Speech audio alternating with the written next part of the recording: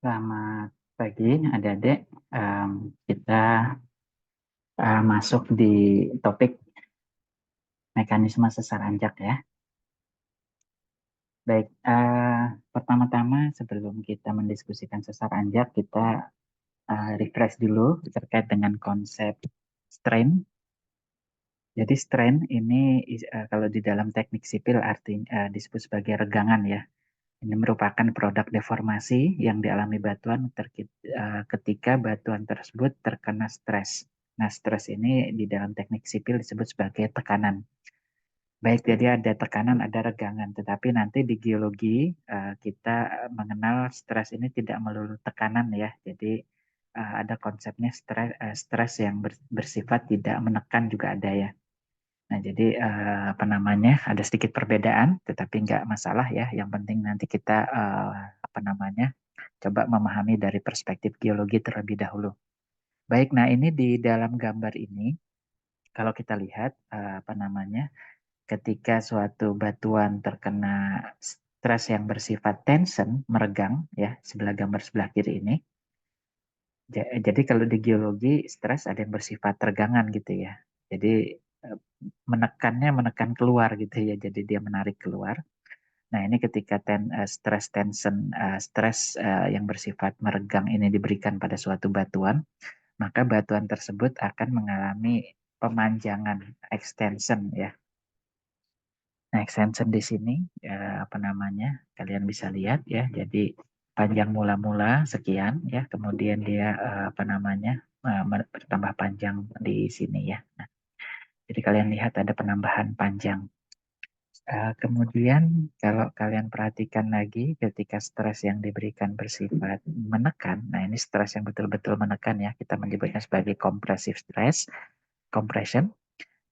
Kalian lihat perhatikan batuannya, ya dia akan mengalami pemendekan ya. Jadi panjang mula-mula sekian, ketika dia terkena stres yang bersifat menekan, compression ya, dia akan panjang panjang akhir dia akan lebih pendek ya di sini. Jadi dia akan mengalami pemendekan.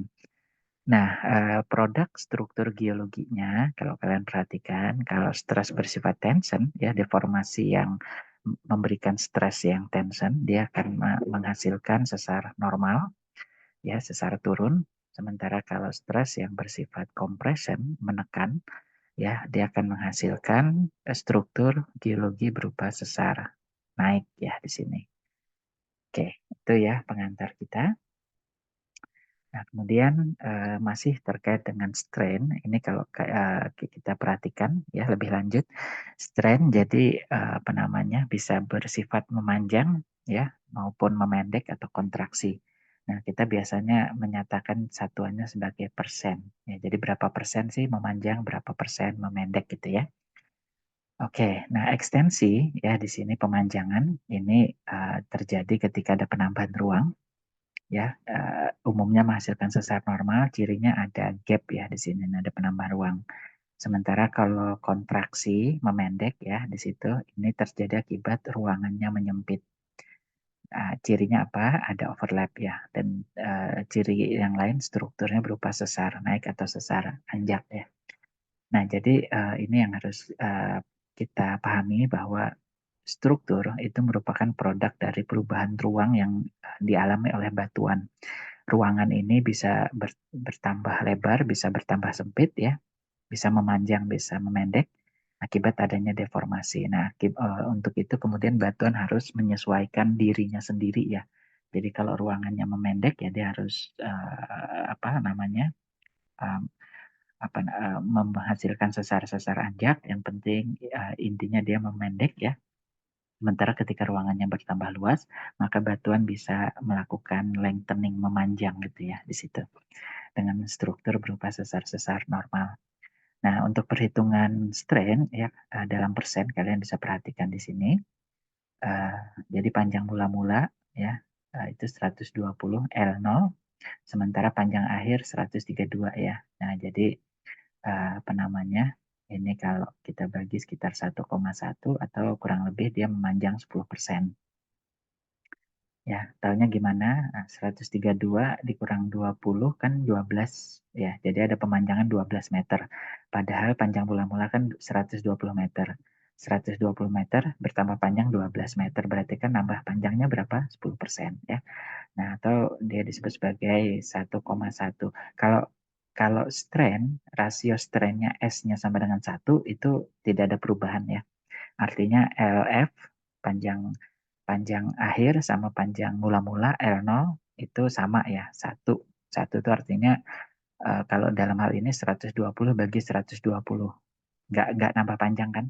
Nah, itu kan sama dengan 1. Jadi strain S sama dengan 1 itu artinya tidak ada penambahan atau tidak ada perubahan strain ya. Nah, jadi kalau dia 1,1 ya berarti dia nambah 10% gitu ya. Oke, bagaimana kalau pemendekan? Nah, di sini case di sini panjang mula-mula 188, panjang akhirnya 153. Pendek ya, dari 188 ke 153. Nah, ini kita bagi aja 153 kurang 188, 0,81 ya. Ini berarti dia memendek kurang lebih 19% ya di situ. Dengan cara yang tadi kalian bisa hitung ya, dapat angka 19% ya. Nah, sebetulnya bisa sih kalian lihat ya. Jadi kalau 1 dikurang 0,81 itu kan 19 ya. Nah, jadi 19%. Sama ini 1,1 dikurang 1 ya 0,1 ya. 0,1 itu 10% gitu ya. Jadi kalian bisa bisa mengutak-ngatik seperti itu ya. Oke, itu ya mudah-mudahan kalian sudah bisa memahami konsep strain, ada ekstensi, ada konstruksi. Kemudian bagaimana kita menghitung strain ya di situ dalam 2 dimensi. Jadi bisa memandang, bisa memendek dengan membandingkan panjang mula-mula dengan panjang akhir. Oke. Baik, nah sekarang kita refresh lagi bagaimana cara mengidentifikasi sesar ya di situ. Uh, Kurang lebih ada lima tahapan ya di dalam mengidentifikasi sesar. Yang pertama, kalian tentukan bidang discontinue-nya ya di sini.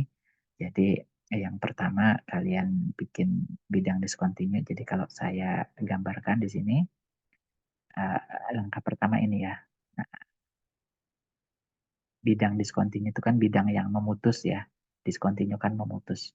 Nah, ini langkah 1 ya. Nah, yang kedua kemudian kalian tentukan arah dan kemiringan dip ya. Jadi dipnya ke arah sana ya.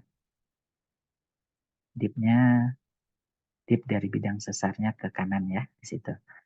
Berapa kira-kira besar sudutnya? Nah, sudut dip itu kan kalian hitung dari bidang horizontal ya. Ini berapa sudut dipnya? Nah, oke ya. Ini kira-kira aja sekitar berapa? 40 ya. Oke, ini 40 derajat gitu ya. Nah, jadi itu langkah kedua ya. Di sini ini adalah langkah kedua. Oke, ya langkah kedua kalian menentukan arah dip dan berapa besar dip dari bidang sesar ya. Nah, kemudian yang ketiga ya karena bidang sesarnya merupakan bidang miring, maka kalian bisa bisa menentukan ada bidang yang di atas di bidang dari ada blok batuan yang di atas dari bidang sesar yang miring kita sebut sebagai hanging wall ya. Kita beri label hanging wall. Oke, ini langkah 3 ya. Kemudian blok batuan yang di bawah bidang sesar yang miring itu kita sebut sebagai footwall. Oke, ini footwall. Simpelnya kalian bayangkan sebuah atap rumah. Atap rumah itu kan miring ya. Nah, artinya di bawah atap rumah itu foot, di atas atap rumah itu hanging gitu ya. Gitu. Jadi suatu bidang miring pasti akan membagi suatu benda atau batuan itu menjadi 2 blok ya. Jadi ada blok di atas bidang miring dan ada blok yang di bawah bidang miring ya. Itu hanging wall dan footwall itu langkah ketiga. Langkah keempat, kalian memilih key horizon lapisan kunci yang secara visual kalian bisa perhatikan di dua sisi bidang, di kedua sisi blok ya muncul. Di hanging wall ada, di footwall ada. Kalian milih mana? Oke, kalau kalian misalkan memilih yang ini, ya, yang apa namanya bentuknya undulating ya di sini. Jadi ada seperti uh, jilatan-jilatan api. Ini struktur sedimen yang kita sebut sebagai flame structure ya. Jadi yang putih ini kita sebut sebagai flame structure ya. Nah, ini struktur sedimen ya, bukan struktur geologi. Jadi di dalam geologi struktur itu dibagi menjadi dua jenis ya. Ada struktur primer yang itu terbentuk bersama-sama batuan ya, seperti perlapisan ya, struktur gradasi, termasuk flame structure. Ini dia terbentuk ketika batuan sedimen terendapkan dan kemudian ada pembebanan ya, sehingga batuan di bawahnya itu dia tertekan dan bergerak ke atas. Itu kita sebut sebagai flame structure. Jadi flame structure terbentuk pada saat sedimen diendapkan, yaitu struktur primer. Nah, sementara sesar ya itu merupakan struktur sekunder, ya struktur yang terbentuk ketika batuan terdeformasi. Jadi batuannya sudah terbentuk dulu, baru kemudian ada deformasi ya, dan terbentuklah struktur sesar. Jadi sesar adalah struktur sekunder. Baik, kita kembali ya, kita milih yang lapisan flame structure ini, di hanging wall ada, di footwall ada ya. Nah, kemudian langkah kelima ya di sini, ini kita sebut langkah 4. Langkah kelima, kalian perhatikan apa namanya arah pergeseran relatif. Jadi flame structure-nya itu kalau di hanging wall itu dia relatif naik atau turun terhadap key horizon yang sama di footwall. Nah, di sini kita mengatakan dia relatif naik. Jadi sebelumnya yang flame structure itu kan harusnya nyambung ya. Hanging wall dengan footwall kan nyambung. Nah, sekarang yang ada di hanging wall itu dia sudah terputus, sudah terpisah, dan bahkan dia bergerak naik di atas dari flame structure yang ada di footwall ya. Jadi dengan demikian ya, itu kita bisa mengatakan di langkah kelima ya, kita bisa memberi nama bahwa ini merupakan struktur kontraksi ya, dia memendek, kemudian ditandai dengan hanging wall yang bergerak naik ya, relatif terhadap footwall. Nah, kemudian untuk struktur kontraksi ya, sesar naik dan sesar anjak ya, ini harus kita pisahkan. Berdasarkan apa? Berdasarkan pada sudut kemiringan bidang sesar. Jadi kembali pada nomor 2 tadi ya. Apabila sudut bidang sesarnya dia lebih besar dari 30 derajat, maka dia disebut sebagai sesar naik ya. Sementara kalau kurang dari 30 derajat, kita sebut sebagai sesar anjak. Nah, di sini pada gambar ini ya, kalian bisa perhatikan sudutnya 40 derajat lebih besar dari 30 ya. Berarti sesar yang kita lihat ini merupakan sesar yang kita sebut sebagai sesar naik ya. Oke. Sesar naik atau reverse fault ya bahasa Inggrisnya.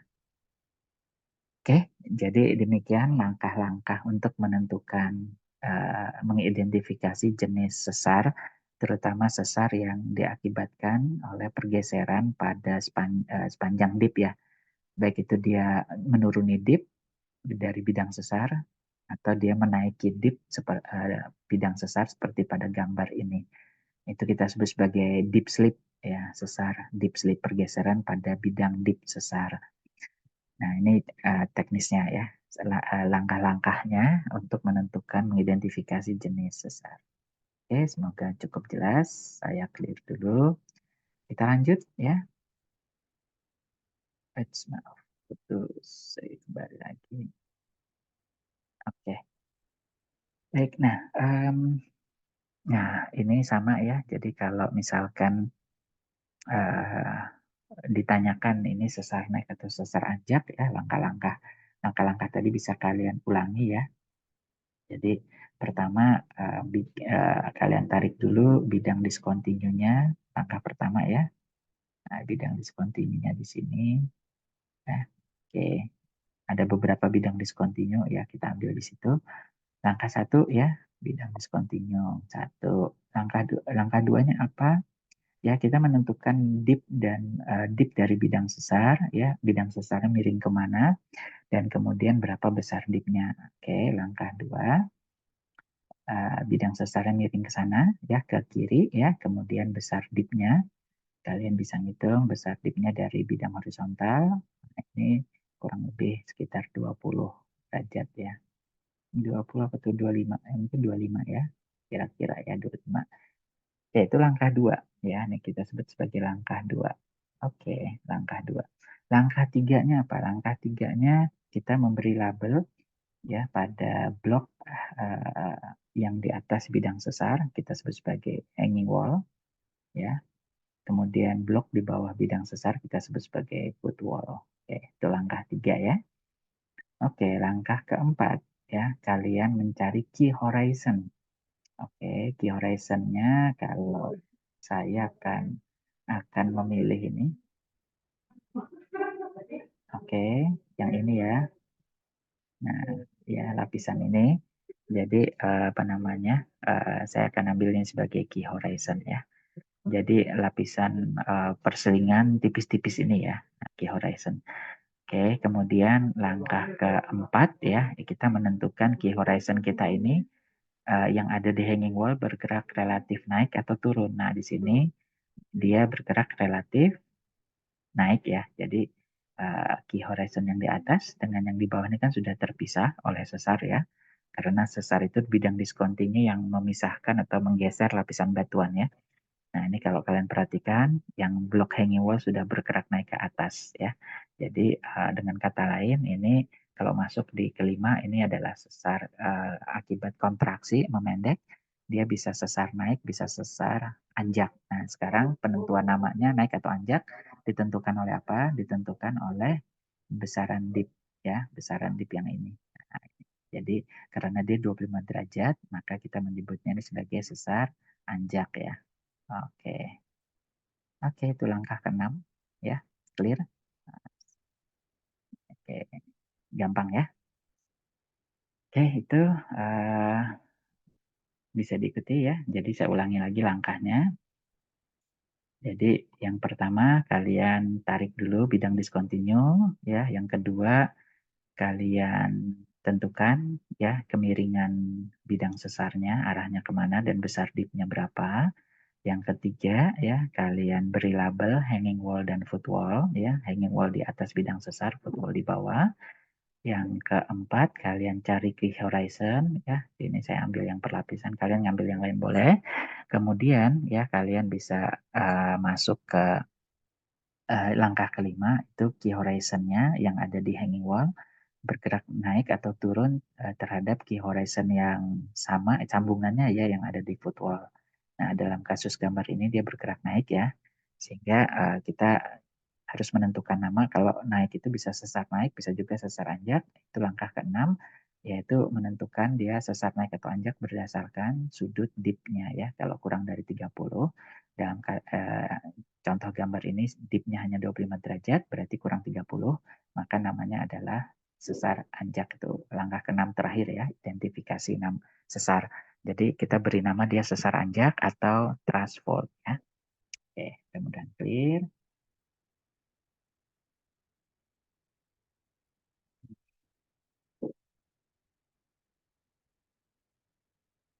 Oke, saya hapus dulu. Oke. Nah, oke, latihan berikutnya. Nah, ini bagaimana? Ya, sama ya. Langkah satu, ya tarik aja. Ini bidang diskontinunya di sini ya. Nggak rapi, nggak apa-apa. Itu langkah satu, ya.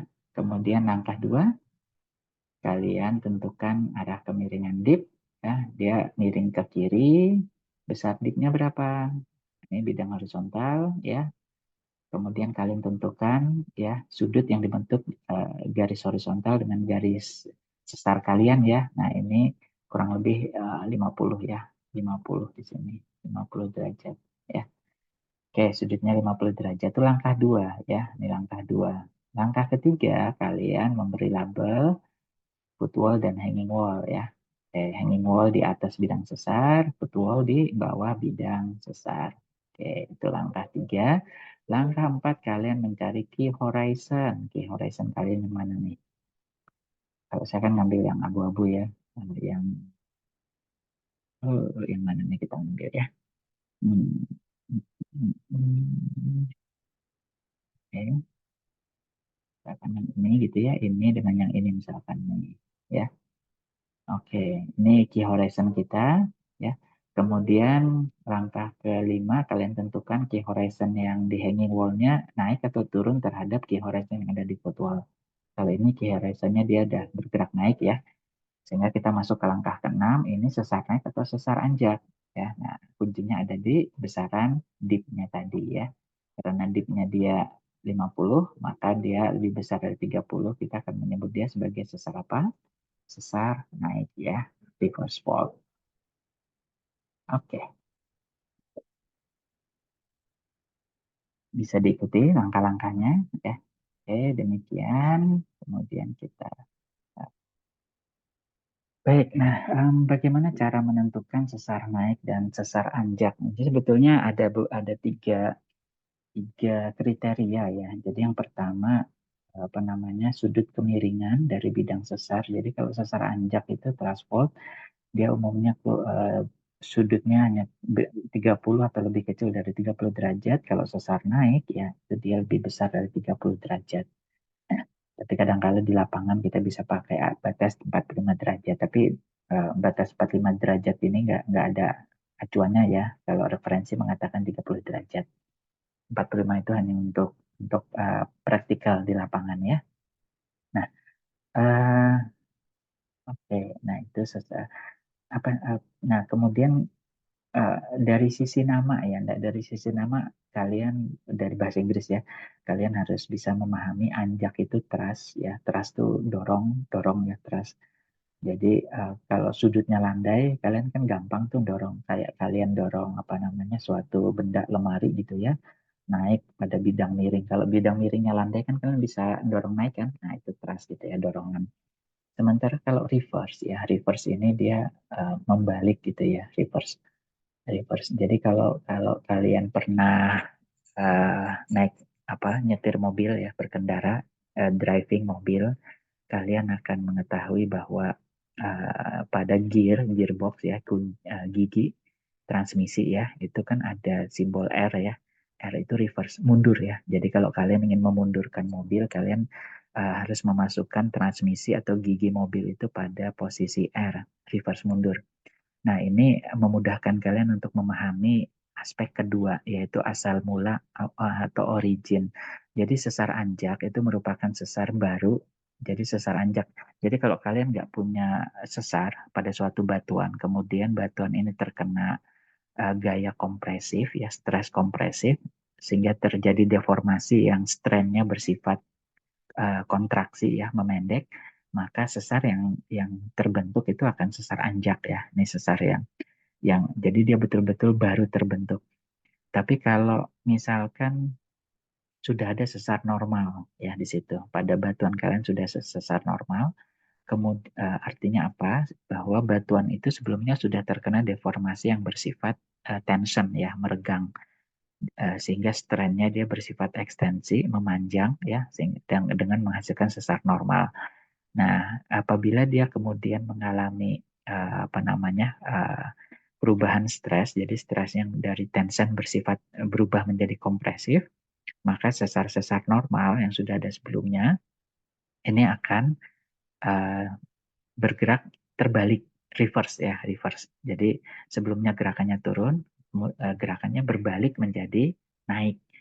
Nah, jadi sesar naik itu merupakan pembalikan dari sesar normal ya. Makanya reverse namanya ya, reverse. Nah, yang nomor dua ini ya, ini terkait dengan dinamika pensesaran Anderson ya.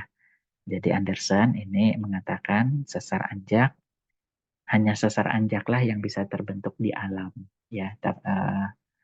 Kalau sesar normal nggak bisa, sesar naik nggak bisa. Kenapa? Karena sesar normal itu sesar naik ya itu terbentuk dari sesar normal. Jadi dia pembalikan dari sesar normal ya. Baik, nah apa namanya? Kalau kita lihat ya, sebentar, sebelum masuk ke penjelasan yang nomor tiga ya, sesar Anderson, klasifikasi sesar Anderson ya, kita masuk dulu di kriteria Kalem ya. Jadi kriteria Kalem di sini dari Charles Augustin de Kalem, yaitu merumuskan kriteria terbentuknya sesar ya. Jadi apabila kita punya apa namanya stres ya yang bekerja di suatu batuan ya, maka stres tersebut ya apabila dia bekerja pada suatu bidang diskontinu sehingga kemudian bidang diskontinunya bergeser ya, dia bisa diuraikan menjadi dua jenis stres ya. Jadi diuraikan. Jadi stres yang tegak lurus bidang sesar ya, bidang diskontinu kita sebut sebagai normal shear, normal stress. Sementara ada stres yang bergerak sejajar bidang sesar yang kita sebut sebagai shear stress ya. Nah, sudut ya yang dibentuk dari gaya pembentuk sesar. Jadi apa namanya? eh, Anderson dan juga di dalam mekanika batuan ya itu mengatakan uh, suatu batuan apabila terkena stres ya maka bisa diuraikan menjadi tiga, tiga orientasi stres ya yang kita sebut sebagai stres apa namanya terbesar ya stres satu ya kemudian stres dua menengah dan stres tiga ya yang terkecil ya tegak lurus dengan tau satu jadi ada tau satu tau dua dan tau tiga ya di sini. Oke, nah berdasarkan menurut Kalom ya percobaan Kalom di sini uh, bahwa besaran sudut yang dibentuk hubungan antara tau satu gaya stres terbesar ya dengan bidang retakannya ini dia akan memiliki hubungan sudut yang relatif teratur ya. Taunya bagaimana? Nah, ini karena semua batuan itu memiliki koefisien friksi internal. Kita sebut sebagai tangen pi atau mu di sini. Nah, hampir semua batuan itu memiliki pi itu setara dengan 30 derajat atau mu-nya itu 0,6 ya. Nah, sudut antar sesar ya di sini antara dua bidang sesar. Jadi ketika ada tau satu bekerja, maka secara teoritis akan terbentuk dua bidang diskontinu dengan apa sudut di antara keduanya itu adalah 60 derajat ya di sini. 60 derajat. Tahunya hubungannya dari mana? Karena ini ya uh, tau stres ya sama dengan tau normal dikali tangan pi. Ya, ini hubungan kolom ya, kriteria kolom.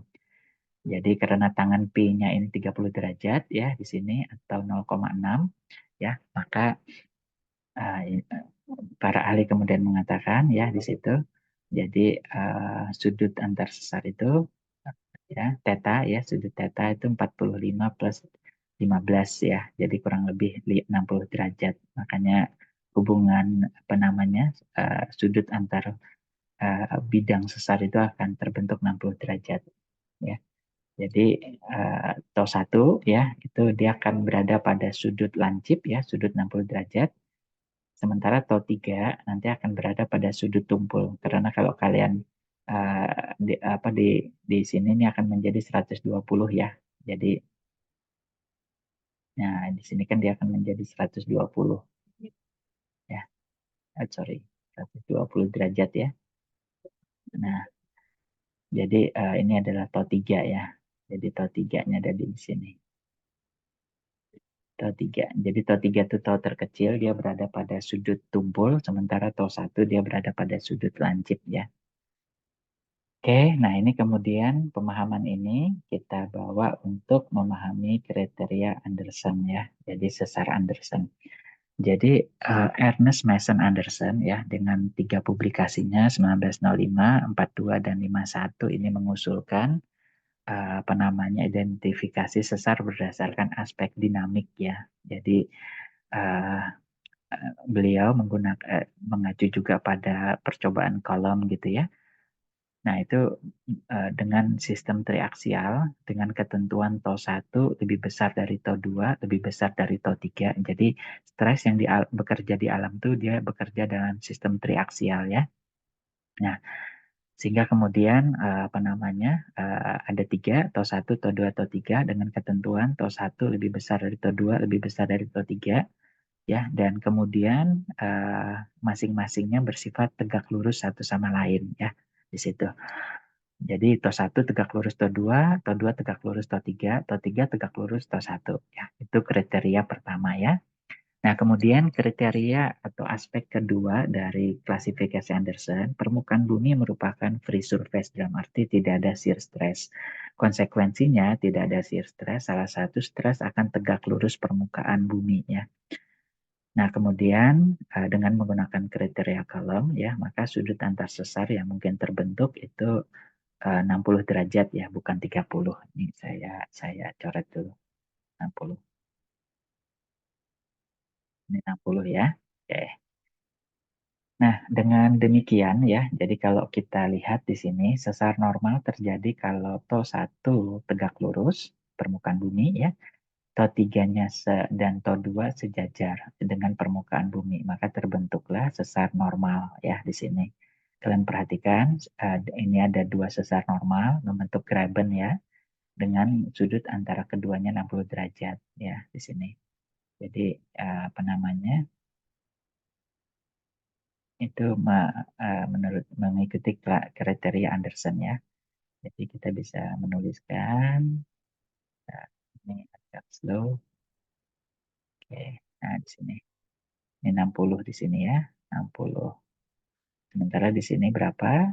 120 ya. Oke. Jadi TO 3 itu pada sudut tumpul. TO 2 itu pada perpotongan antara kedua sesar ya. TO 2.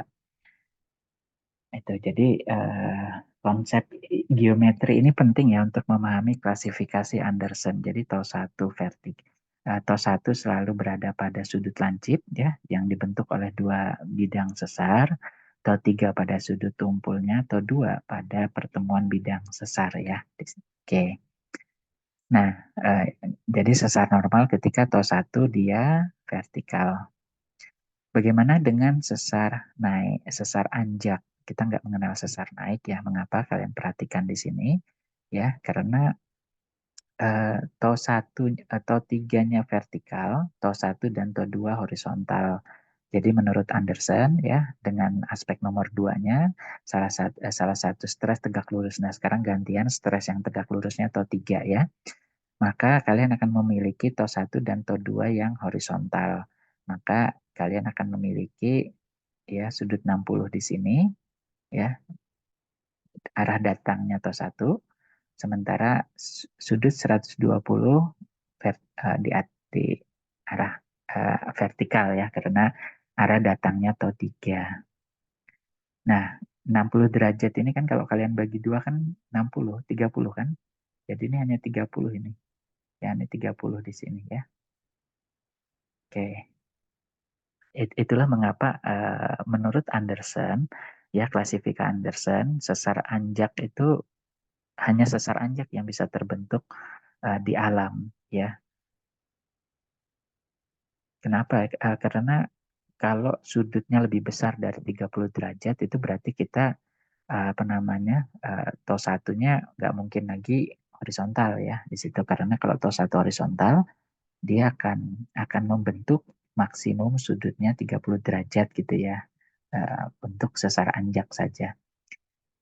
Oke, nah sekarang sesar geser ya yang terakhir itu terjadi ketika TO 2-nya vertikal ya, TO 1 dan TO 3-nya horizontal, di mana sudut 60 derajatnya ada di sini ya, 120-nya di sini ya. Nah, itu menurut Anderson ya. Oke, tetapi sebetulnya klasifikasi Anderson itu tidak sepenuhnya valid ya. Jadi di alam kita punya sesar naik yang sudutnya lebih besar dari 30. Itu nggak bisa dijelaskan dengan klasifikasi Anderson. Kemudian kita juga punya sesar normal yang sudutnya lebih landai dari 60 derajat. Yang nanti kita sebut sebagai sesar detachment ya. Di situ yang bahkan bisa sampai horizontal. Nanti kita lihat ya. Oke, jadi itu terkait pemahaman kita terkait klasifikasi Anderson dan apa namanya ini tadi ya, tiga kriteria untuk menentukan sesar naik atau sesar anjak ya. Jadi kenapa 30 derajat gitu ya? Kenapa sesar anjak itu harus terbentuk baru? Ya, kemudian kenapa hanya sesar anjak yang bisa terbentuk di alam? Jadi itu semuanya kembali ke pemahaman kita terkait dengan klasifikasi Anderson. Oke, nah kemudian saya akan masuk di struktur kontraksi ya. Jadi struktur kontraksi ini terbentuk ketika batuan mengalami pemendekan atau shortening. Ya, nah umumnya struktur kontraksi mencakup sesar naik, sesar anjak atau lipatan ya. Jadi ini contohnya ya ketika ada kontraksi. Jadi panjang mula-mula kan sekian ya. Kemudian kita kita dorong sehingga dia memampat, memendek ya. Tapi bisa saja proses deformasinya bisa terbentuk dengan tiga cara ya, empat ya, empat mekanisme. Yang pertama kehilangan volume loss. Nah, jadi ya batuannya memampat saja. Nah, ini bisa terjadi ketika batuannya memiliki banyak pori ya. Jadi pori-porinya memampat menjadi pori itu kan rongga ya. Jadi ketika batuannya dimampatkan ya rongga-rongganya menyempit dan merapat ya sudah gitu ya. Jadi batuannya bisa memendek tanpa harus berubah berubah ketinggiannya ya. Tapi bisa juga dengan cara pure shear. Pure shear ini dikatakan pure shear ketika terjadi deformasi, maka tidak ada perubahan geometri ya, tidak ada rotasi segala macam, garis yang masih horizontal juga ya, jadi lapisannya masih kalian perhatikan, tapi yang terjadi apa ini? Lapisannya betul masih horizontal, tidak tidak mengalami pergeseran miring ya, yang disebut sebagai simple shear.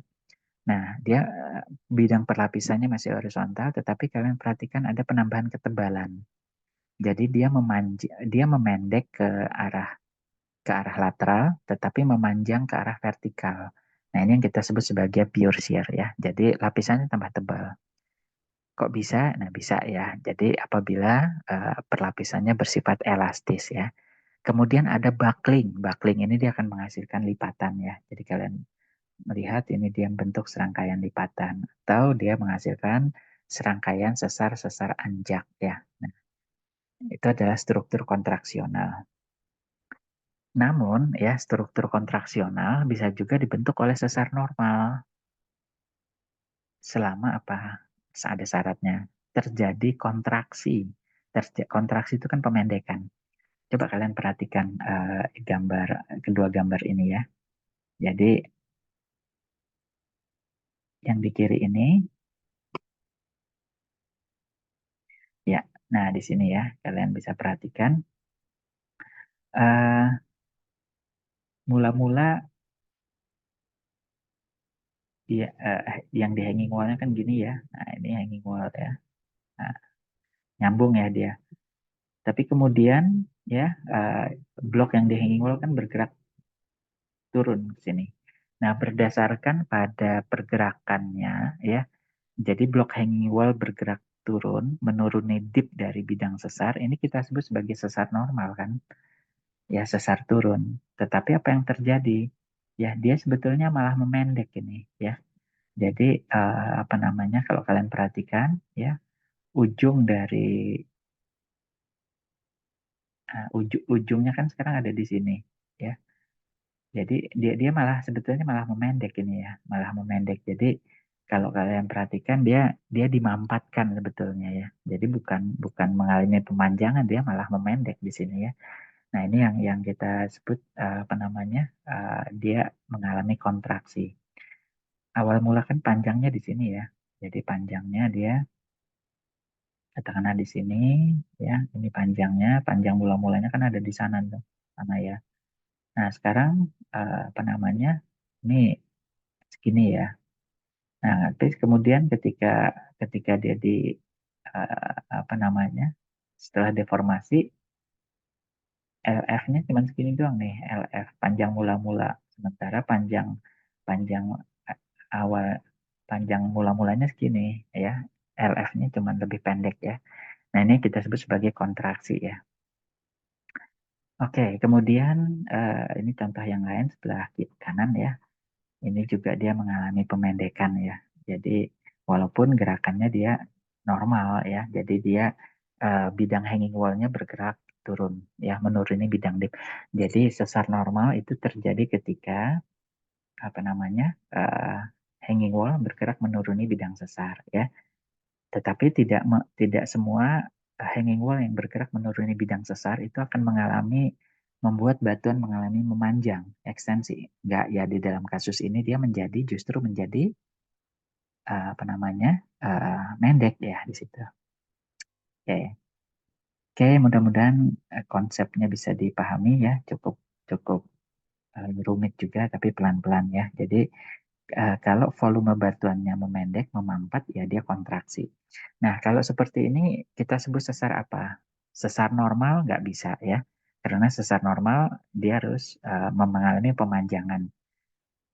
Disebut sesar naik nggak bisa. Kenapa? Karena hanging wall-nya bergerak turun. Ya, jadi ini nah kita sebut saja sebagai sesar sesar kontraksional ya. Oke, ini contoh di lapangan ya di daerah Demak. Kalau kalian perhatikan di sini, jadi key horizon-nya kita ambil key horizon yang ini ya dan yang ini. Ya, kalian perhatikan pergeserannya sana ya. Jadi kalau kalian perhatikan hanging wall, ya hanging wall-nya ada di sini ya. Hanging wall ini foot wall-nya karena bidang sesarnya walaupun dia relatif horizontal tapi sebetulnya bisa membagi ya yang di atas bidang sesar hanging wall, yang di bawah bidang sesar foot wall.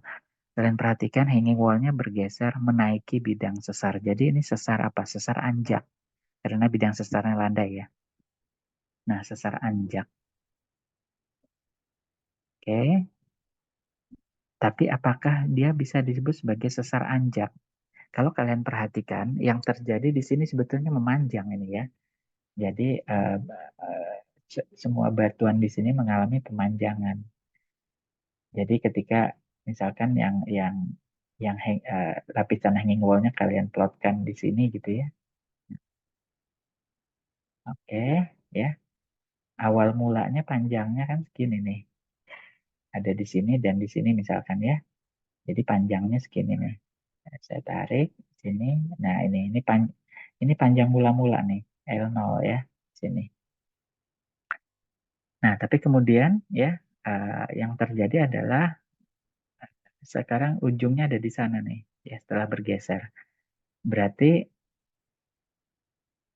LF panjang akhir ya di sini lebih lebih lebih besar atau lebih kecil dari L0? Lebih besar kan? Artinya apa? LF-nya lebih besar dari L0. Artinya ini mengalami ekstensi. Tetapi kalau gerakan sesarnya hanging wall-nya naik, anjak ini. Betul, dia secara pergeseran ya dia memang disebut sebagai sesar anjak, tetapi berdasarkan pada strain ya, pada strain deformasinya, dia sebetulnya mengalami ekstensi ya. Padahal harusnya sesar anjak mengalami kontraksi kan, mengalami pemendekan. Nah, sehingga dia nggak bisa disebut sebagai sesar anjak. Terus disebut apa dong? Ya, kita sebut sebagai sesar ekstensi ya, karena dia mengalami pemanjangan, bukan pemendekan. Baik ya, itu terkait dengan struktur kontraksional dan struktur ekstensional ya di situ. Jadi kita sekarang masuk di dalam apa namanya geometri sesar anjak ya. Nah, geometri sesar anjak kita bedakan ini menjadi thin skin dan thick skin ya. Bedanya apa? Thin skin itu dia hanya melibatkan lapisan paling atas ya dari permukaan bumi, sementara kalau thick skin dia melibatkan juga batuan-batuan yang bukan batuan-batuan yang ada jauh di bawah ya, yang sudah bersifat kristalin. Itu kita sebut sebagai thick skin.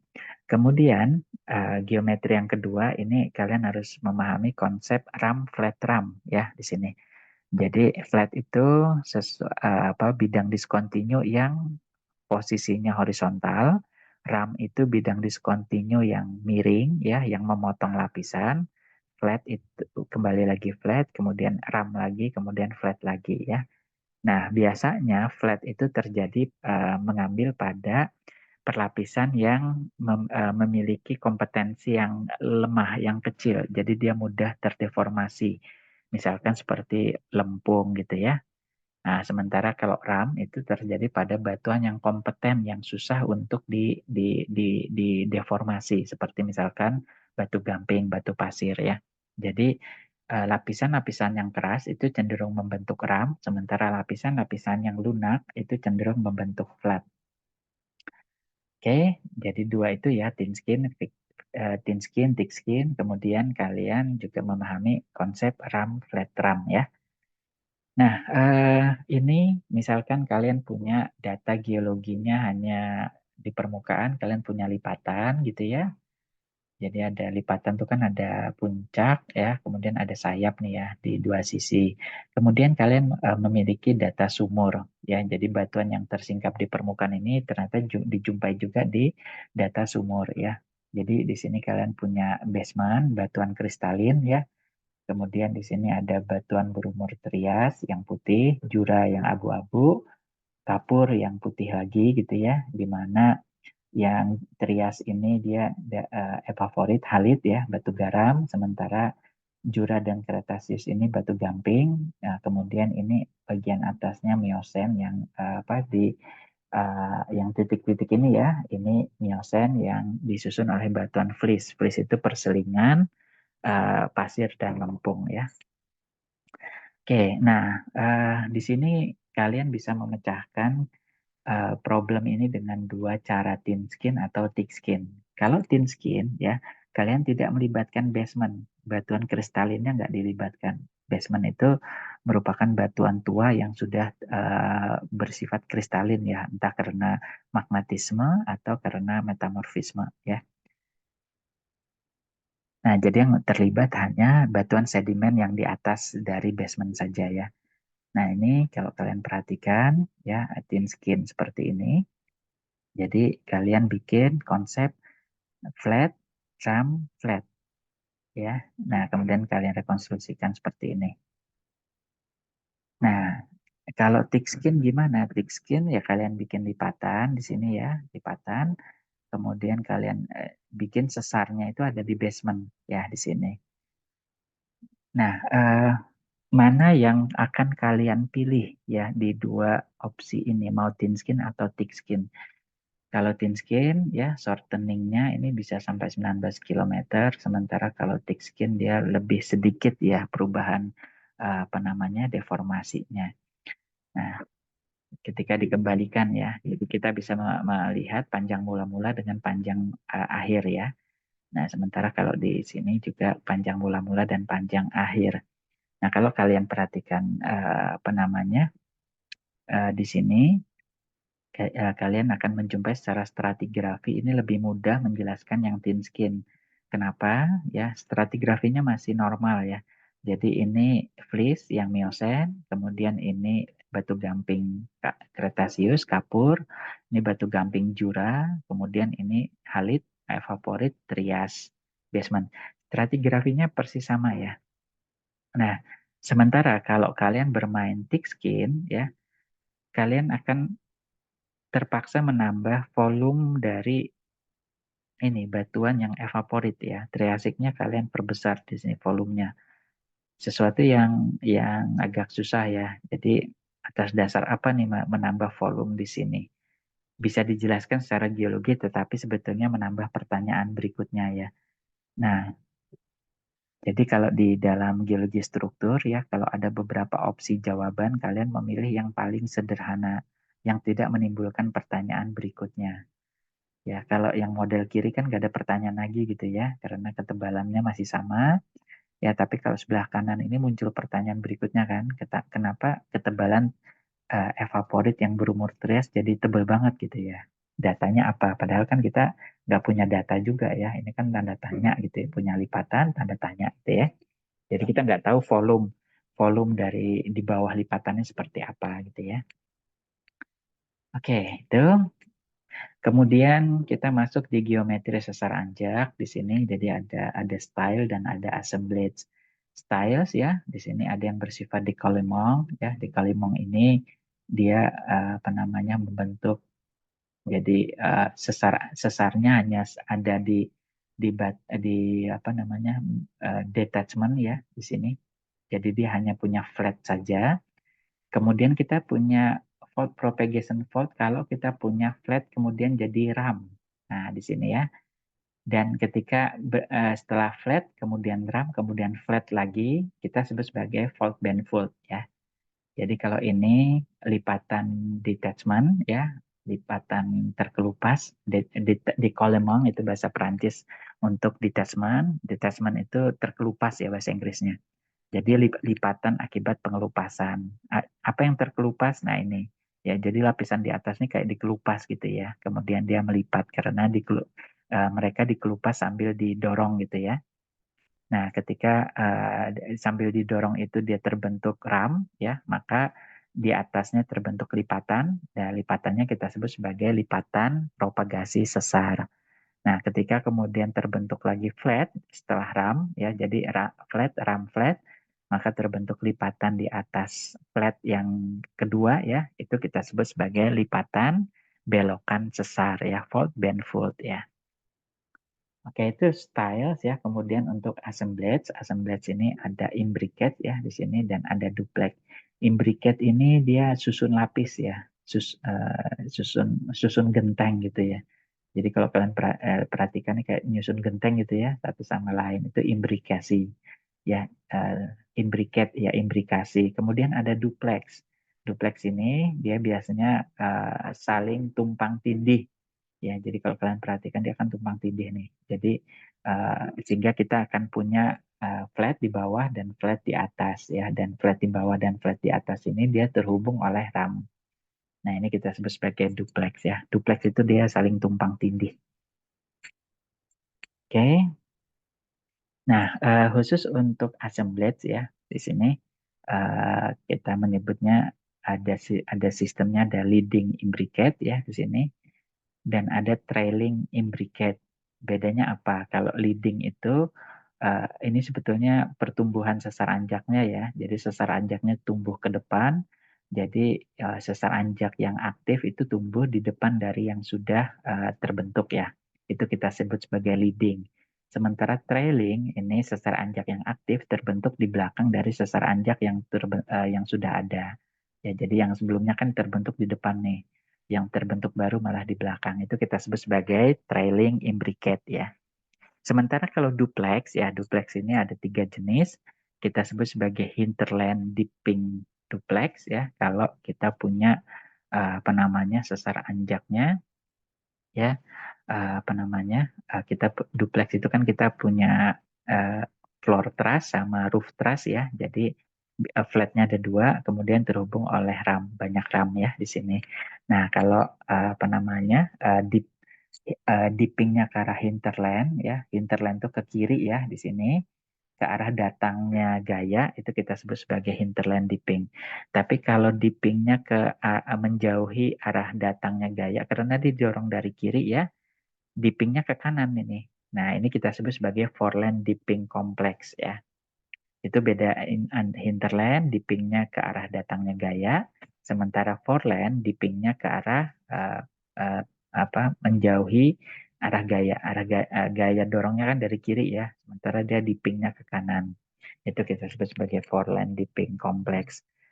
Nah, kemudian ada yang jenis ketiga antiformal stack ya. Jadi kita punya bentukan yang apa namanya floor sama roof trussnya ya. Jadi apa bentuknya itu dia di dia tidak flat ya, sesar sesar di bawahnya flat tapi sesar atasnya malah malah lengkung ya. Kita sebut sebagai antiformal. Karena antiformal itu kan dia cembung gitu ya. Jadi stacking dari sesar-sesar apa anjak tadi kontraksi ya, tapi bentuknya cembung. Kita sebut sebagai antiformal stack. Oke, itu penamaan untuk truss system ya. Nah, kemudian geometri sesar anjak ini ya, dia mengikuti dorongan transportasi ya di sini. Jadi tectonic transport. Jadi dia didorong dari kiri ke kanan ya. Maka dia bisa terbentuk model duplex ya. Kita punya floor truss atau sol. Nah, sol itu alas ya. Floor juga alas kan. Alas. Roof itu kan atap. Jadi ada 2 ya. Nah, di tengahnya kita akan memiliki horse ya. Horse ini dia terbentuk apa namanya akibat ini ya implikasi gitu ya di sini. Jadi tumpang tindih ya di sini. Nah, kemudian kita punya punya apa namanya listrik ini dia melandai ke bawah, kita punya pop up, kita punya back thrust itu dia thrustingnya apa namanya akibat pop up ya. Jadi ketika ini didorong, bagian tengah ini bergerak naik ya, baik dia naik ke depan maupun dia naik ke belakang gitu ya, menaiki back thrust-nya. Sehingga kemudian di sini seolah-olah dia bergerak apa namanya mendekati gaya gitu ya, itu kita sebut sebagai back thrust ya. Oke. Nah, seiring dengan tektonik transport tadi gitu ya, kita kemudian membagi thrusting ini menjadi in sequence dan out of sequence ya. Atau kalau istilah sebelumnya ini kita sebut sebagai leading atau trailing ya. Oke. Disebut sebagai in sequence ya kalau thrust berikutnya itu terbentuk di depan dari thrust yang sebelumnya. Misalkan di sini flat ya, ram 1 dia bikin sesar naik, kemudian ada ram 2 bikin lagi sesar anjak ya, ada ram 3 bikin lagi sesar anjak. Jadi semua sesar anjak itu di depan dari sesar anjak sebelumnya. Ini kita sebut in sequence atau leading ya, leading thrust. Jadi ada beberapa istilah untuk barang yang sama ya. Kalau out of sequence ya, itu dia thrust berikutnya itu terbentuk di belakang dari, bukan di depan ya. Kalau di depan in sequence atau trailing, atau leading ya. Sementara kalau out of sequence kita sebut trailing, itu kalau sesar anjak berikutnya terbentuk di belakang dari sesar anjak yang sudah ada ya. Contohnya ini ya. Jadi kita punya ini ya flat ram gitu ya. Nah kemudian akibat didorong terus ya terbentuklah thrust baru di belakang dari thrust yang sebelumnya ya. Nah ini kita sebut sebagai out of sequence atau trailing thrust ya. Jadi kalau kembali ke sini, nah ini ya, trailing imbricate ya. Oke, itu untuk penamaan. Nah, kemudian untuk style ya, style itu kita ada 3 kan, tapi kita fokus pada karena kita punya flat dan ram ya, maka kita akan fokus pada fault band dan fault propagation. Ya, jadi apabila kita punya flat, ram flat ya, maka kita akan punya fault band fault ya, lipatan akibat belokan sesar. Jadi lipatannya terbentuk ketika rem berubah menjadi flat yang kedua ya. Nah, lipatannya di sini. Contohnya pada ini ya. Jadi kalian bisa lihat ini flat, ram, flat. Ini lipatannya di atas ini. Ya, ini adalah fault band fault. Bagaimana dengan fault propagation fault? Ya, lipatan akibat propagasi sesar. Kita hanya punya flat kemudian ram. Nah, lipatannya terbentuk di atas ram tadi gitu ya. Nah, seperti ini ya. Nah, ini contohnya ya. Ini kalau kalian perhatikan, ini masih ram loh ini. Nggak ada flat lagi kan? Ya, flat di bawahnya flat nih ya. Flat kemudian ram. Terus ada flat lagi, nggak kelihatan ya di foto ini. Nah, berarti posisi lipatan ini dia munculnya atau tumbuhnya di atas ram. Nah, lipatan yang tumbuh di atas ram itu kita sebut sebagai lipatan fault propagation. Ya, lipatan akibat propagasi sesar. Jadi gambar kedua ini lipatan propagasi sesar ya. Nah, pada propagasi sesar ya, lipatan propagasi sesar kita memiliki ujung deformasi yang kita sebut trisir ya di sini. Nah, trisir ini mengikuti kriteria kolom. Jadi 60 derajat ya di sini. Nah, jadi dia akan terkonsentrasi ya deformasinya di sini. Ya. Oke, kalian seperti itu ini animasinya ya. Nah, kita lihat lipatan propagasi sesar ini di daerah Sragen ya. Ini kalian bisa lihat. Ini ada lipatan ya. Terus taunya sesar naik gimana? Nah, ini ya. Ini kalian punya ya. Ya, ya. Oke, ini sesar sesar naiknya ya, kemudian ini juga sesar naik ya. Nah, ini sesar, oh ini malah sesar turun ya. Nah, ini sesar naik lagi gitu ya. Jadi ini kalian bisa perhatikan ya. Kok bisa ada sesar turun, ada sesar naik. Nah, ini yang kita sebut sebagai collapse ya, crystal collapse. Jadi ketika apa namanya batuan ini dimampatkan, ditekan dari utara selatan ya, sebelah kanan selatan, sebelah kiri utara ya.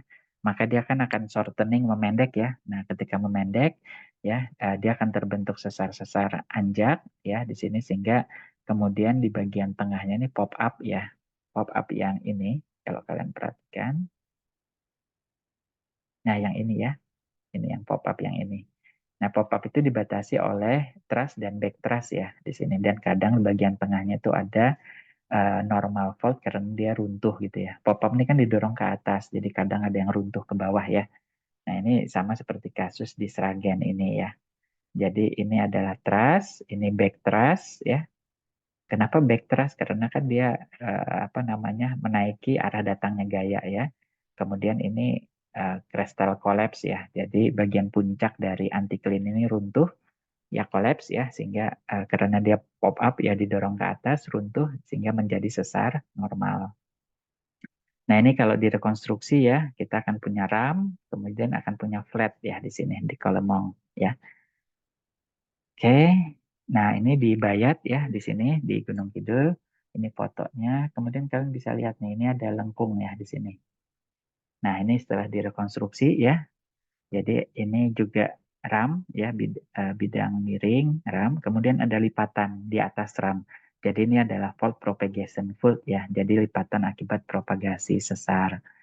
Nah, kalian kemudian bisa lihat apa namanya, uh, lipatan-lipatan ini dia di dalam satu zona yang kita sebut sebagai growth triangle atau trisir tadi ya. Jadi dia berkembang di sini. Oke, ya ini uh, kemudian kita bisa lihat ya apa nama kontraksi akibat gravitasi. Jadi akibat pembebanan ya, atau akibat apa, berat ya, beratnya batuan itu sendiri. Nah, ini kalau kita ini masih di daerah Bayat ya. Kalau kalian perhatikan ini apa, batu pasir tebal sekali ya. Nah, batu pasir tebal ini dia terbentuk ya akibat struktur sedimen yang kita sebut sebagai struktur channel ya. Dia menggerus, mengerosi batuan yang ada di sampingnya ya, yang ini terbentuk pada crevasse play ya. Crevasse play atau kipas kipas limpas banjir ya, tapi di dasar laut ya. Nah, ini kalau kita perhatikan, jadi awal mula seperti ini ya. Kemudian karena dia apa namanya, termiringkan sehingga batuan channel ini yang berat ya, itu dia akan menekan batuan yang kipas kipas limpas banjir sebelah kirinya. Akibatnya kemudian mengalami kontraksi gitu ya di situ, sehingga terbentuklah apa namanya, serangkaian sesar-sesar seperti ini ya, sesar-sesar anjak. Oke. Nah, jadi di dalam eksperimen eksperimen sandbox ya, sebetulnya sesar anjak itu bukan berarti kita mendorong naik ya, tapi sebetulnya yang lebih mudah lagi adalah kita kita menarik turun footwall. Jadi bukan hanging wall yang kita dorong, tetapi footwall-nya yang kita turunkan gitu ya. Jadi kalian perhatikan di sini itu lebih mudah. Mengapa? Karena mendorong sesuatu itu kan melawan gravitasi, apalagi batuan kan berat, lebih susah. Bagaimana kalau footwall-nya aja yang kita tarik turun gitu ya. Toh apalagi dia umumnya rata-rata sesar sesar anjak itu kan dia terbentuk pada bidang yang karena deformasi posisinya udah miring gitu ya. Jadi ini bisa bisa bisa terbentuk serangkaian sesar anjak. Oke, nah kemudian secara regional ya, sesar anjak juga bisa terbentuk akibat konvergensi lempeng, benturan dua lempeng litosfer ya. Nah, ini kadangkala membuat batuan-batuan tuh bergeser beberapa puluh kilometer yang kita sebut sebagai nappe ya, nappe. Nah, nappe ini dipelajari di daerah Alpen ya di Eropa. Jadi kalau kalian perhatikan ya, ini pertama sebelah kanan lempeng Eropa, sebelah kiri lempeng Afrika ya. Nah, ini ketika dia datang ya, dia ditarik ke bawah sehingga kemudian lempeng Eurasia ya, Eropa yang sebelah kanannya bisa bergerak naik ya, menaiki lempeng Afrika ini. Sehingga kemudian dia bergeser cukup jauh ya dari asalnya. Nah, ini yang kita sebut sebagai NAP ya. Nah, NAP ini dia ada istilah autochton dan allochton ya. Autochton ya di sini ini adalah batuan yang dia ada di footwall ya, sementara allochton ini batuan yang ada di hanging wall. Tetapi batuan kita baru bisa menyebut allochton ini kalau dia sudah tertransport jauh gitu ya dari asalnya. Jadi syaratnya sudah bergeser lebih dari 2 kilometer ya secara lateral ya melewati sesar Anjak ini. Nah, kadangkala ya apa namanya allochton ini tererosi gitu ya. Jadi bisa aja dia allochtonnya tererosi menyisakan sebuah lubang ya di sini sehingga kita bisa melihat autochton di bawahnya. Ya batuan footwallnya kelihatan. Ini kita sebut sebagai window. Kemudian ada juga kalau yang tererosinya bagian besar adalah allochtonnya sehingga hanya tersisa bukit allochton. Ini kita sebut sebagai klipe ya. Bukit itu kita sebut sebagai klipe. Nah,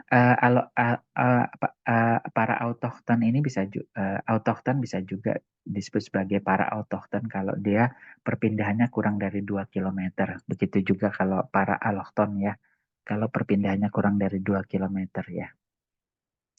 Nah, di Indonesia pernah dikenal konsep NAPE ya dibawa oleh para geologis Eropa karena mereka dibesarkan di Alpen ya. Mereka coba memahami juga geologi Indonesia dengan sudut pandang Alpen, pegunungan Alpen ya. Jadi misalkan di daerah Jambi ini batuannya itu dianggap dari semenanjung Malaysia gitu ya, Melaka.